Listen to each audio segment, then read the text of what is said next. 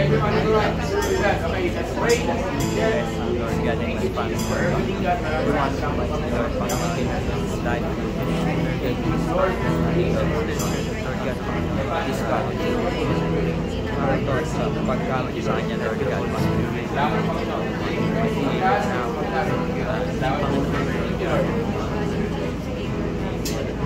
Panginoon Diyos, maraming salamat po. Thank you, Lord, for your grace and mercy. As we worship you this afternoon, samahan po ninyo ang Panginoon. Thank you, Lord, for this opportunity to bless your name. Thank you, Holy Spirit. Bless you. Can I go to the worship team? Sige, worship guys, Lord.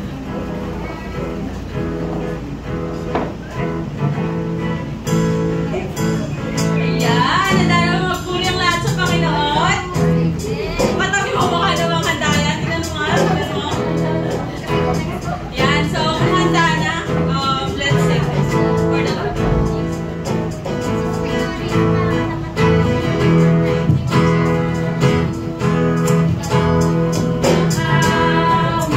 Nagpupuri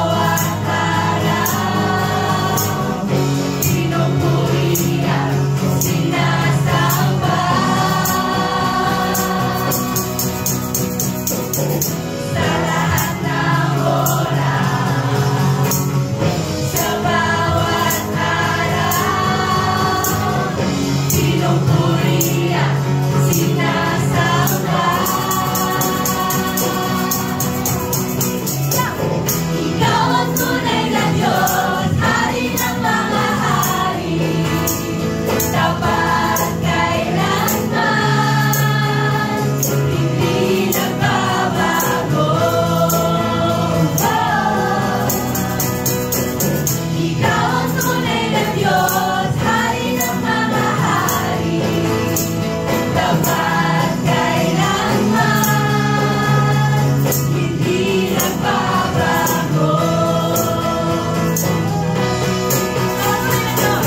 Ikaw ang tunay na Diyos, Hari ng mga hari, tapat kailanman, hindi nagbabago. Yahweh ang ating Diyos.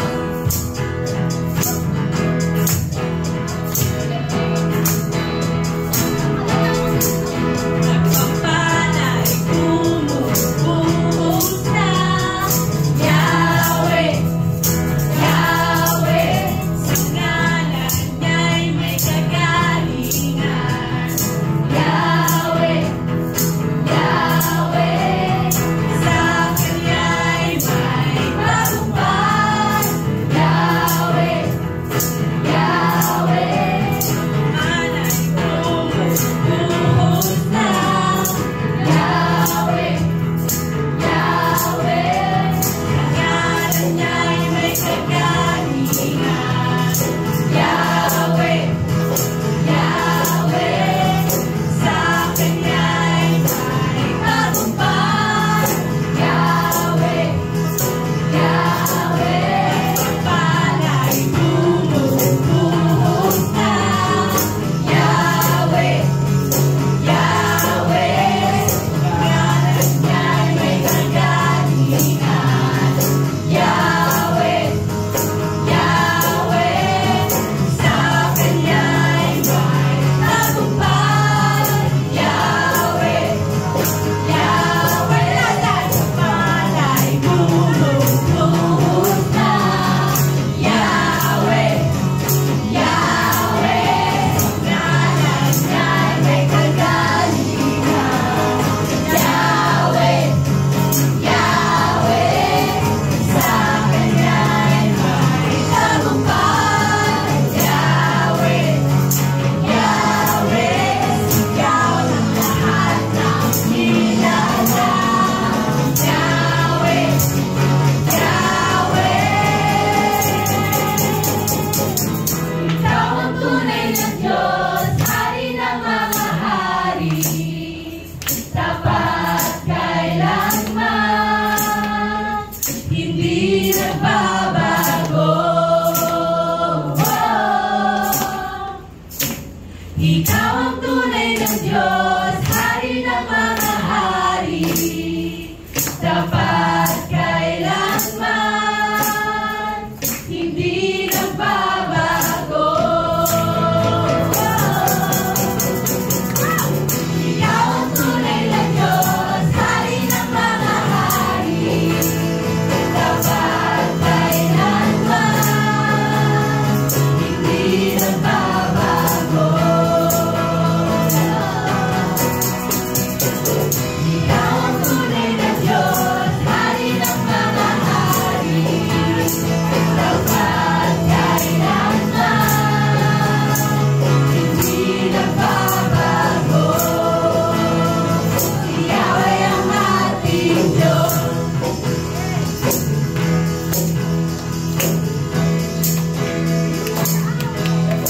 So as we continue to worship God, sa pagpapatuloy natin sa pagpuri kay Lord and pray, everyone, sa bawat isa, na makita ko yung ngiti, yung saya, na makikita ni Lord na napupunta kayo dito na may reason, may purpose. Kundi yun, magpuri at kumanta para sa Panginoon. Amen pa? Yes! So, let's continue to worship.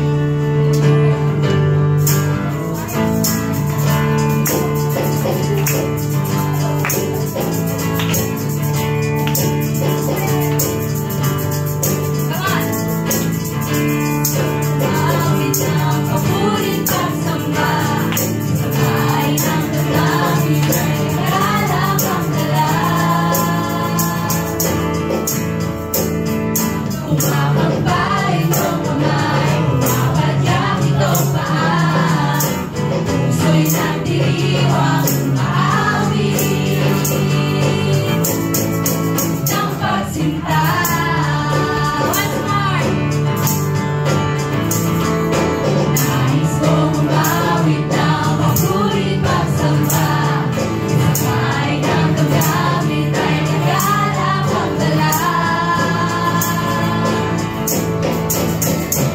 Makampay itong kamay, napadyak itong paa.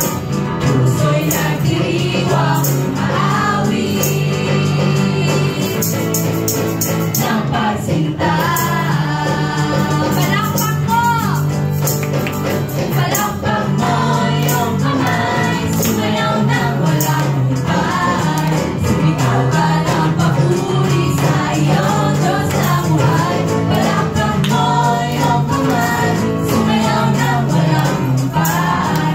Sumigaw ka ng papuri sa iyong Diyos na buhay. Palakpak mo yung kamay, sumayaw nang walang humpay. Sumigaw ka ng papuri sa iyong Diyos na buhay.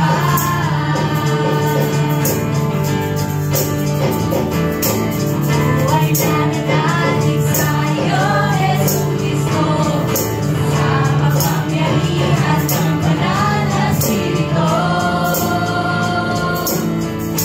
Dahil sa iyo ay tagumpay, buhay ko'y makiwalay. Puso'y nagdiriwang maawit. Once more! Buhay na nanalig sa iyo, Jesucristo, sa makapangyarihan ng banal na Espiritu.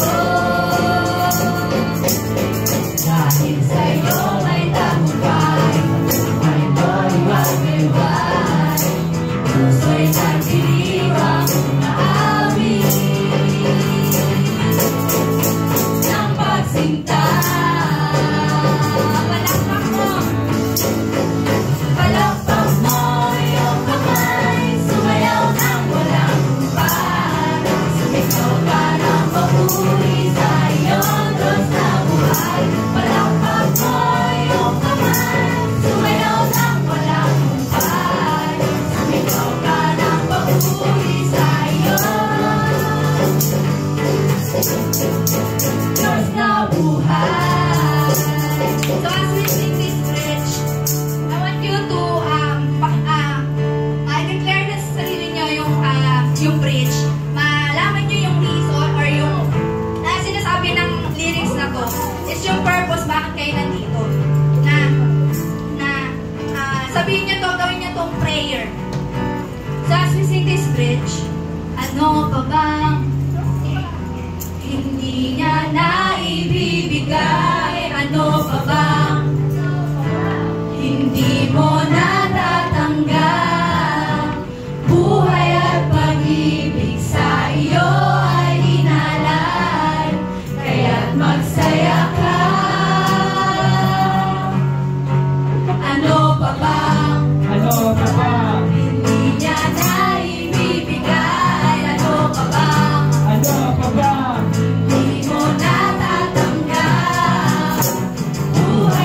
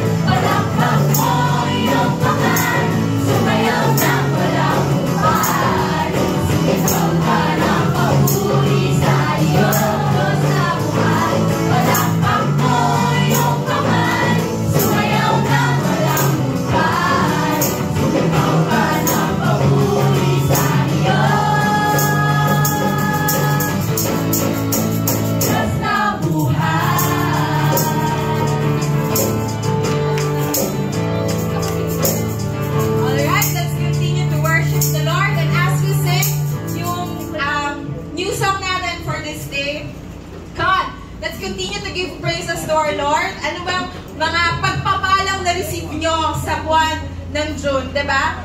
Let's be reminded of how blessed we are as we sing this song. Come on. Let's think about the goodness of God.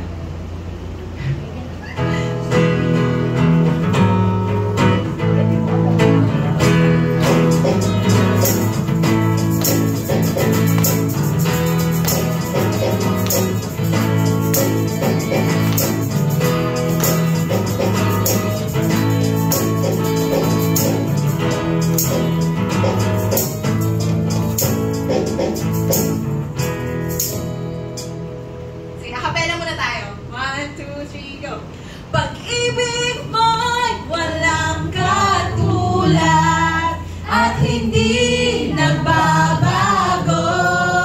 Tanging sa'yo mararanasan kapayapaang di maaraw. Isa pa. Pag-ibig mo'y walang katulad at hindi nagbabago. Tanging sa'yo mararanasan kapayapaang di maaraw. Isa pa. Pag-ibig mo'y walang katulad at hindi nagbabago. Tanging sa'yo mararanasan kapayapaang di maaraw. Umaapaw ang kagalakang di mapigilan. Diyos ng pagmamahal sa tinay, laging kasama ka. Papapalang walang hanggan, sa'yo lamang mararanasan. Wagas ng kagalakan. Papapalang walang hanggan, di mo na mabilang. Jesus, sa'yo ang nagwalhatian sa pagbaba ng walang hangganan. Ayan, so medyo nakapag-familiarize naman tayo ng song. So, as we sing again, from the top, pwede ba natin awitin to na may sila? May meaning sa ating labi. Pwede ba yun na inaawitan natin yung Ama natin na nasa langit, nanonood sa atin kung paano tayo nagpupuri. Diba? Gusto nyo makita na may saya, may meaning, diba? Sa ating mga labi. So, let's sing again. Pag-ibig mo. Pag-ibig mo'y walang katulad at hindi nagbabago. Tanging sa'yo mararanasan kapayapaang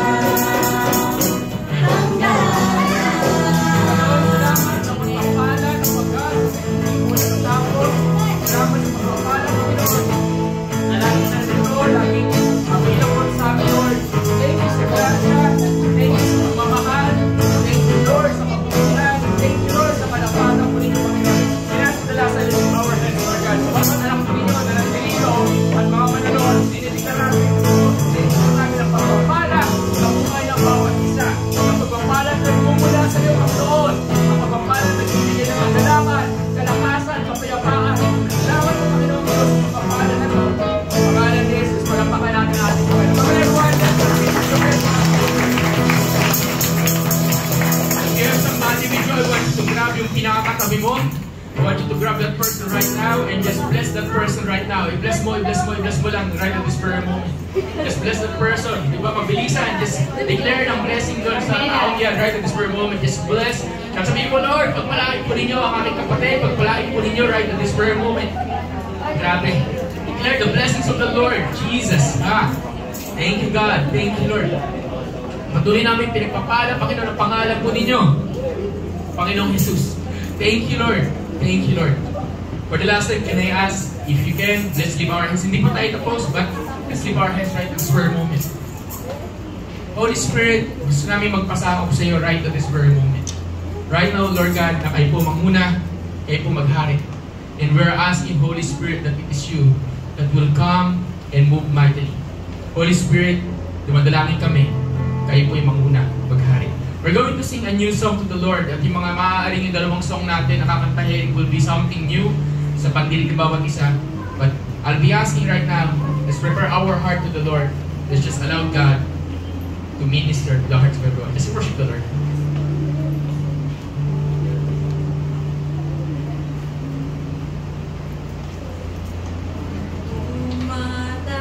Manalangin sa'yo, O Banal na Espiritu, hiling ko ang pagsama mo.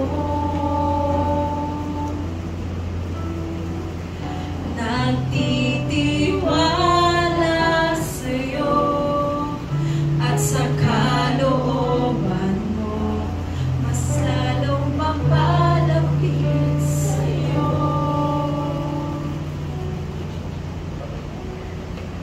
Wala nang ba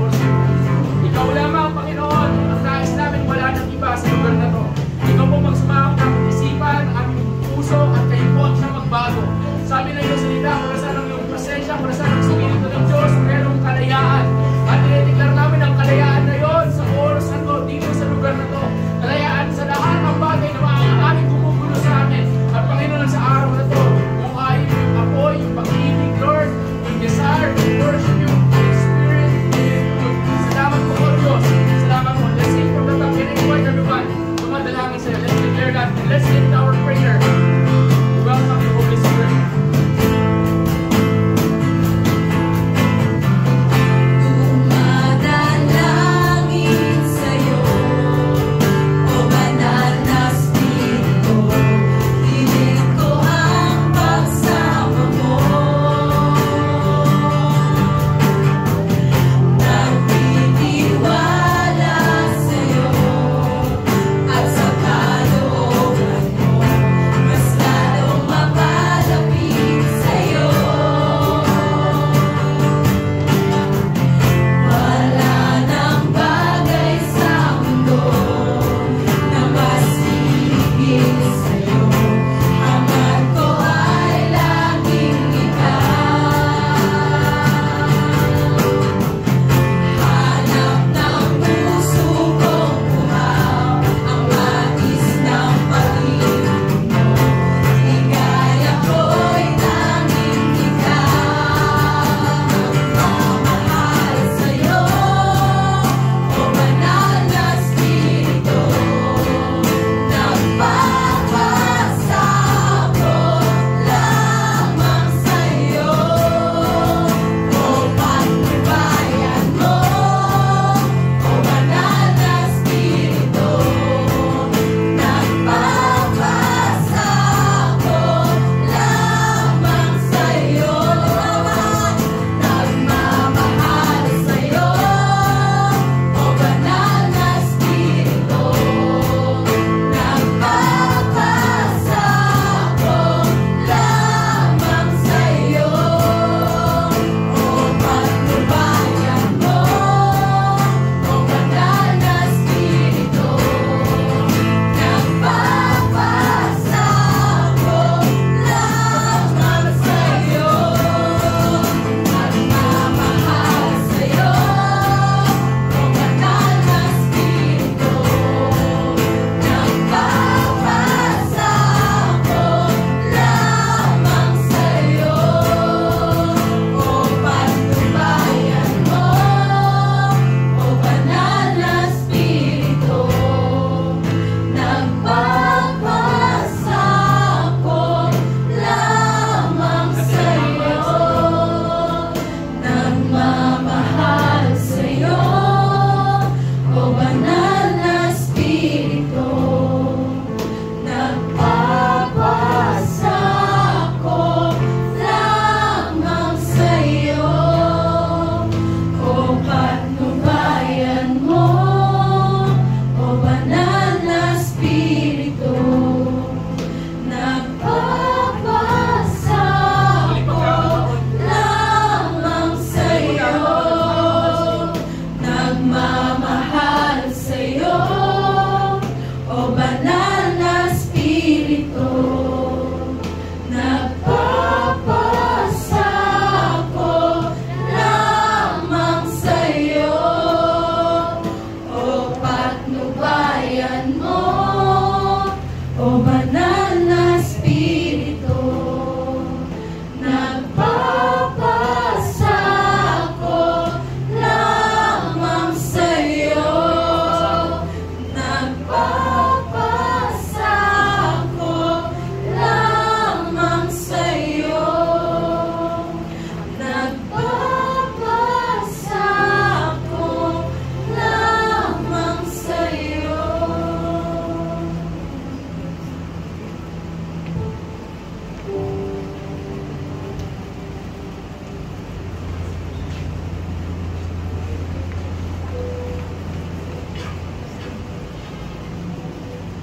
Parang alon sa dagat, ika'y dumating. Parang alon sa dagat, kami yung lamig. Magpapatiano, kami ay ihatid. Ikaw lang ang may alam itong landasin. Ulitin natin parang alon sa dagat. Parang alon sa dagat, ika'y dumating.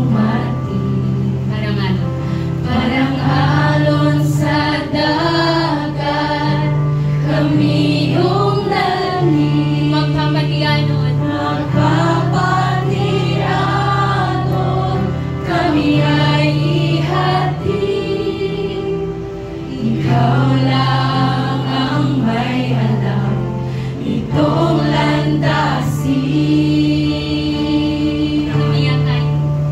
Kami akayin at iyong dalhin hanggang marating ang lalim ng pintig ng iyong puso na nagsasabing ika'y manatili sa aking piling at iyong tingin. Ako'y mahalin at laging sundin. Ikaw lamang sasambahin at sasambahin. Kami akayin at iyong dalhin hanggang marating na ang lalim ng pintig ng iyong puso na nagsasabing ika'y manatili sa aking piling at iyong tingin. Ako'y mahalin at laging sundin. Ikaw lamang ang sasambahin at sasambahin.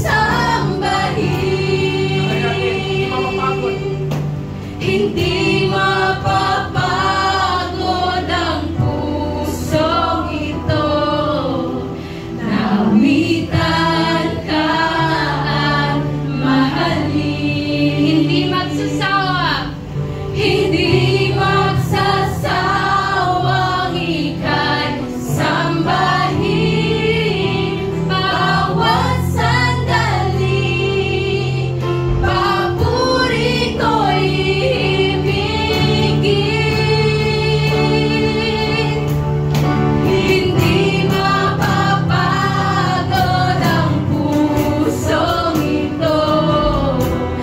Nawitan ka at mahalin. Hindi magsasawang ika'y sambahin. Bawat sandali, papuri ko'y ibigin. Hindi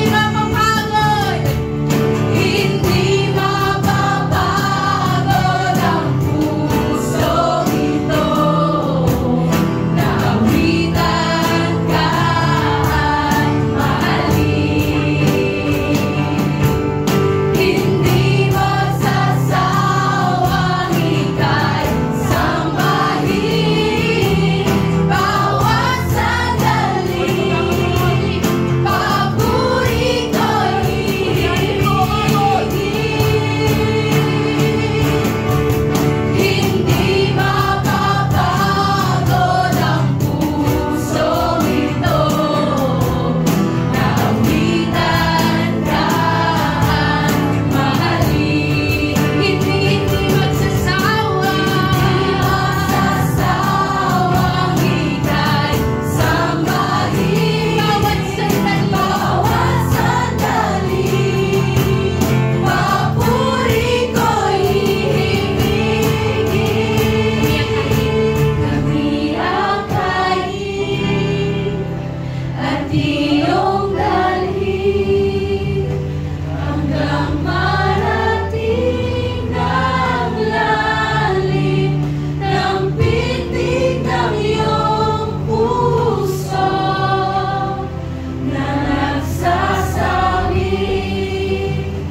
ika'y manatili sa aking piling at iyong tingin. Ako'y mahalin at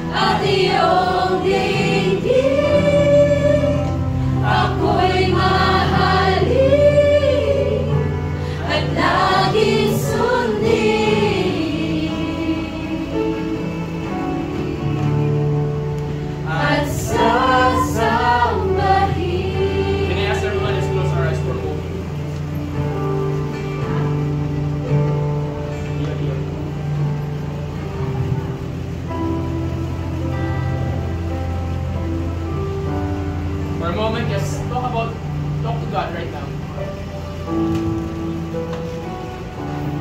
Just talk to the Lord.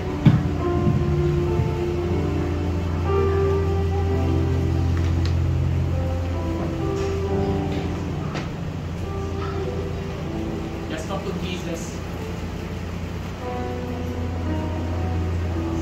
Do you miss the Lord? Kamusta ang buhay ng pag-ibig?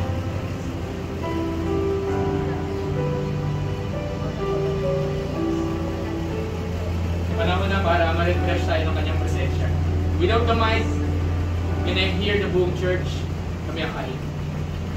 Kami akayin at iyong dahin. Sige sa lahat, bawat isa. Hanggang marating ang lalim ng pintig ng iyong puso na nagsasabi, ika'y manatili sa aking piling at iyong dinggin.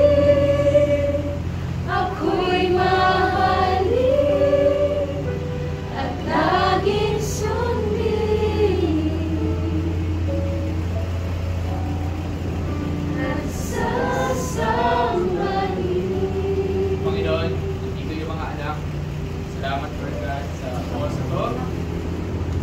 What a wonderful moment to worship you, to be with you. Sa oras na to, wala akong ibang pinanayos, kundi salamat. Salamat po, Panginoon, sa pag-ihap ninyo.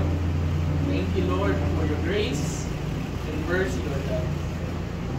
Thank you, Lord, sa pagmamahal. Nandito kami. Nagpapasalamat sa inyo. Deserve all the glory and the praise. So in your own words for a moment, kahit mga 10 seconds, just give Him thanks. Just give Him glory. Can I invite everyone? Pasalamatan lang natin ang ating Panginoong Diyos right now, wherever you are. God, thank you, Lord, for everything you received. Amazing, awesome, God. Thank you, Lord. You are a good, good Father, God. Maraming salamat po, Panginoon. Thank you, Lord. Thank you, Lord. Thank you, Jesus. Thank you. Salamat po. Pakikinig namin yung salita. Samahan po ninyo kami. Amen. Palakpakan natin ang ating Panginoon. Okay? Okay? Thanks, Lord.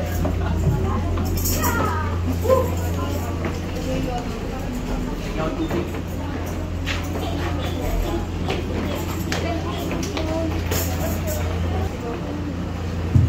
Okay? Okay. Okay? Sa pamalakas palakpak sa ating Panginoon buhay, palakpakan natin si Lord. Okay. Sige, bigyan ko kayo ng 5 minutes para is despite of everything, is still amazing, is still good. So, yung mic, narinig nyo naman sa likod, okay? So, mas ano yung sa likod? Ano ba mas okay? Para mas sanay lang siguro ako dito. Yan, so ganito yung bagong setup natin, nakikita niya. Pero mamaya, hindi natin iiwan na ganyan, ibababa natin yan, ibabalik natin, tapos i-setup na lang ulit. Medyo matrabaho, pero ganun talaga. Okay? Ganyan magiging setup until makabili tayo ng stand. So, para yung dalawang speaker natin nasa likuran na. Okay? So, para masurround natin yung lugar. Anyway, yan. Sabihin natin sa mga lalaki dito, yung mga kalalakihan dito in the future. Oy, mga lalaki, saan ba kayo? May tawag pa sa labas? Wait lang. Okay, tawag pa sa labas? Yan. Okay. Kung may tawag pa sa CR, tawagin nyo na para pag isang nanonood tayo. Isang direction na lang. Yun. Walang tawag sa CR? Okay na tayo?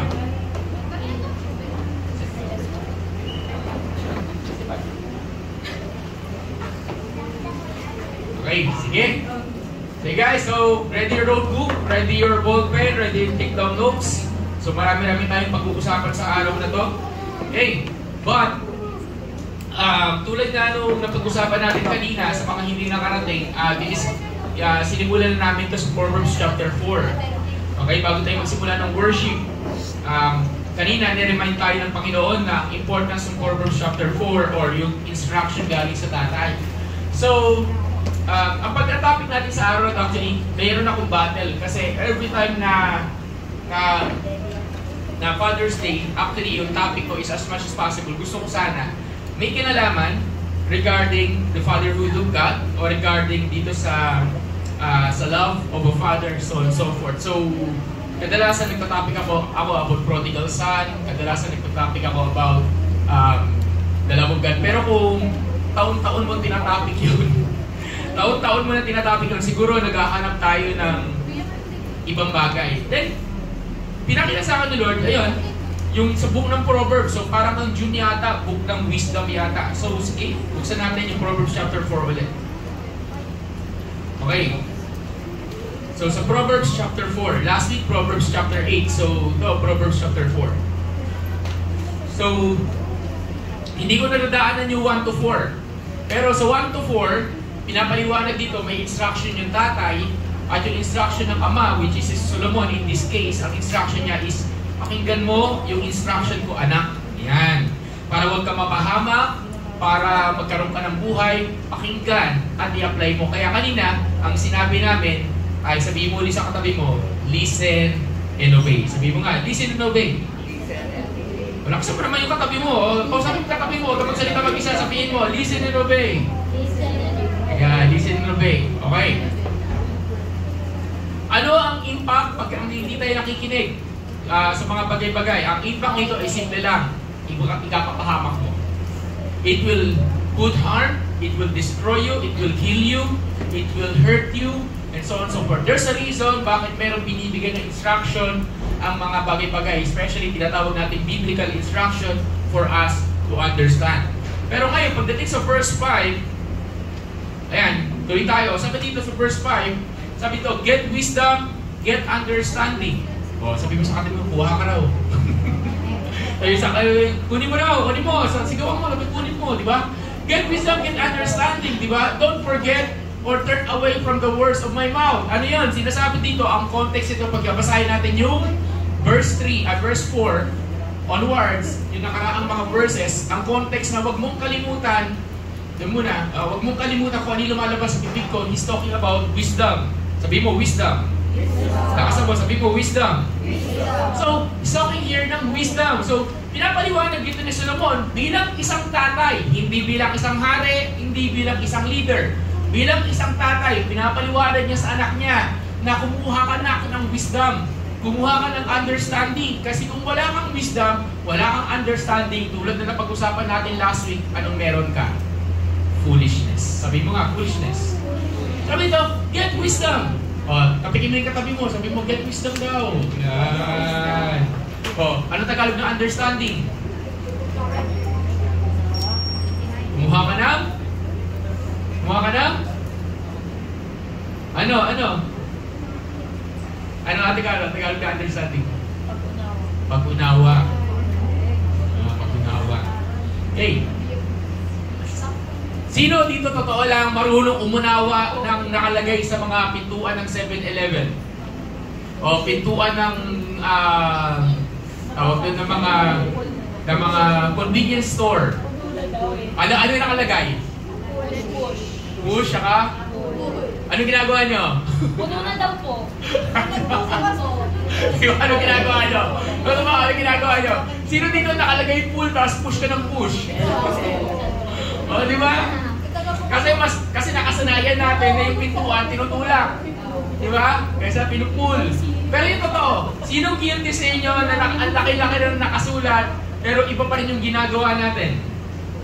Diba? So, ano ibig sabihin nun? Get understanding. Ibig sabihin, unawain mo yung nakasulat. Hindi porque, ito yung gusto mo, yun ang gagawin mo. Hindi pa pwede yun.